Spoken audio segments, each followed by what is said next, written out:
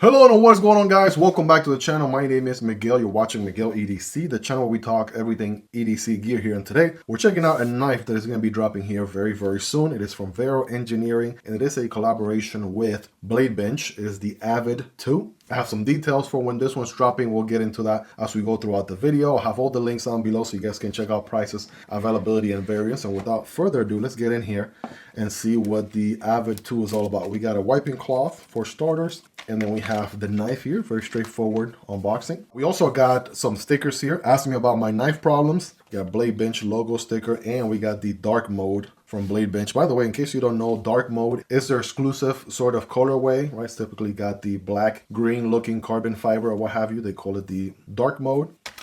Well, let's go ahead and check the knife here. What is this Avid 2 all about? And this one is in the dark mode, by the way, so just wanted to put that out there. For starters, I'm seeing a little bit of a different color here. So typically it's more of a green, I want to say, in the dark mode, but this one's more of like a light blue. Let's get a closer look right here. So we have G10 on the scales. Almost looks like a two-piece G10, right, with the light blue and the dark G10 portion. We have prow liners with the matching light blue G10 backspacer. We have a serial number here, 499. It's very interesting. These are going to be, I want to say, limited to this drop. So that's something to keep in mind there. And then we have, of course, the Vero branding on the tang of the blade. It's going to have a deep pocket carry clip, also reversible on the other side, so very lefty friendly. And if you're ready, I'm ready. We've got back flipper, front flipper, and an opening fuller, if you would. Very iconic to Vero Engineering knives to do a rectangular fuller. So here we go. Bam, right? Here's what we're looking at, ladies and gentlemen. This is the blade. What are we classifying this? Are we classifying this sheep's foot, cleaver? Let me know in the comments below. We do have a flat grind, and it's all blacked out. Obviously, it goes well with the dark mode sort of color theme or colorway going on. I'll kind of set it down here so you guys can take a closer look. Because, Miguel, you move the knife around too much, man. You're always flicking the knife left and right. You don't let us take good pictures. Okay, fam, I got you. Here it is. Right here's that profile right there, in case you're wondering. And right off the bat, I mean, it is a very interesting blade, to say the least. I'm typically a sucker for a good warning. I like me a good sheep's foot blade all day, every day. This one definitely scratches that itch without a doubt. Absolutely sign me up. And it is going to be a liner lock. So we have a good engagement here. I want to say, what are we looking at here, ladies and gentlemen? It's a little bit hidden behind this tab here, right, with a limited serial number. But it does look like maybe a 20-25% engagement or so. Right, trying to get a better look there. And not a ton of access from the show side, but the liner does stand out a tad bit. Allows you to easily disengage. Oh yeah, that's very nice and smooth on ball bearings. Checking out the drop. A little bit of a shake shutter as it breaks in. Oh, let's go Spidey flick for the win. Hold on a second. Testing out all the different deployment methods. I gotta tell you, that fuller absolutely works. They could have just done a rectangular hole. A lot of knives just do just a straight hole, period. But decided to leave a little bit of steel, right? So it's not a basically go-through hole, but rather a fuller on both sides. And I gotta tell you, it works. It absolutely works. Spidey flick is money. Thumb deployment, right? Even though we don't have thumb studs, you can still get out of here with your thumb and deploy. I like the thwack, right? Listen to that. Do a little acoustics check.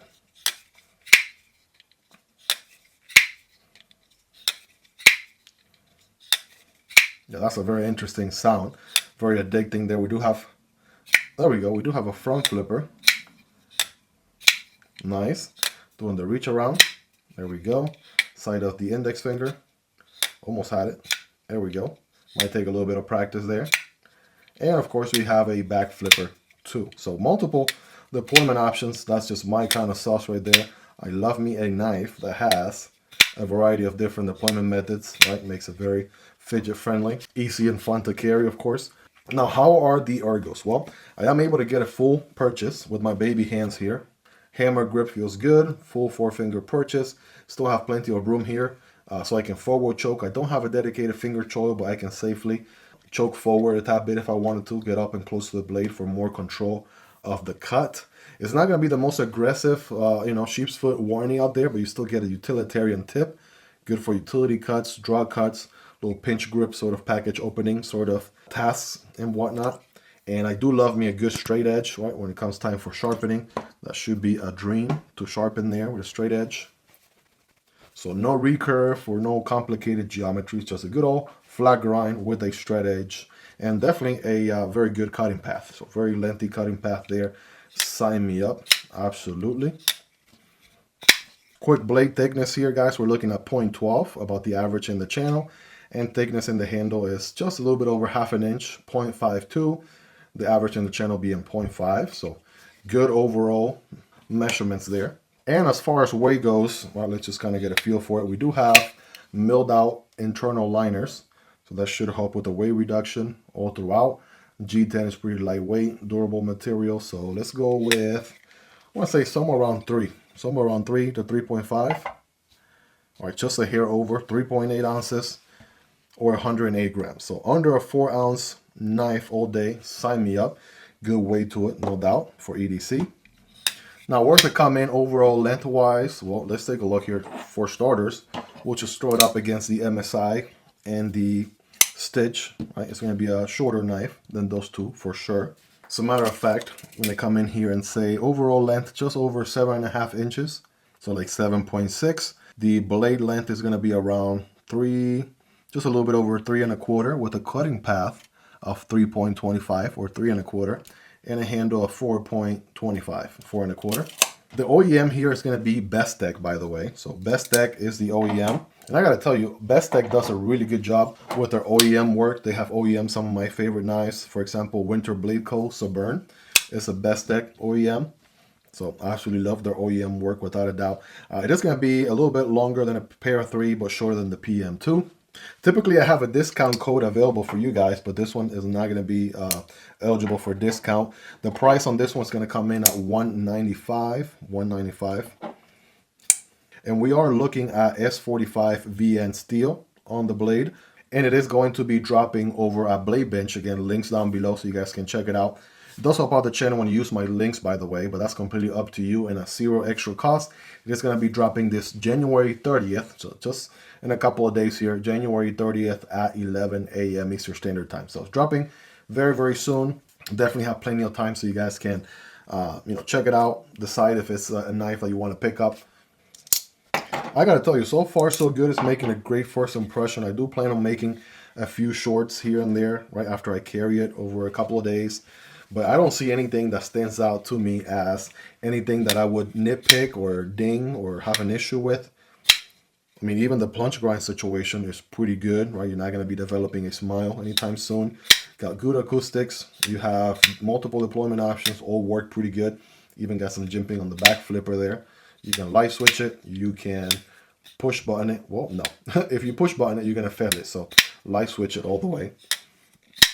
And we have big hardware TA all around. So I'm glad companies are not doing T6. For the most part, companies have stopped doing T6 altogether. From time to time, I get a company out there who's still doing T6. And I'm like, my guy, what you doing, right?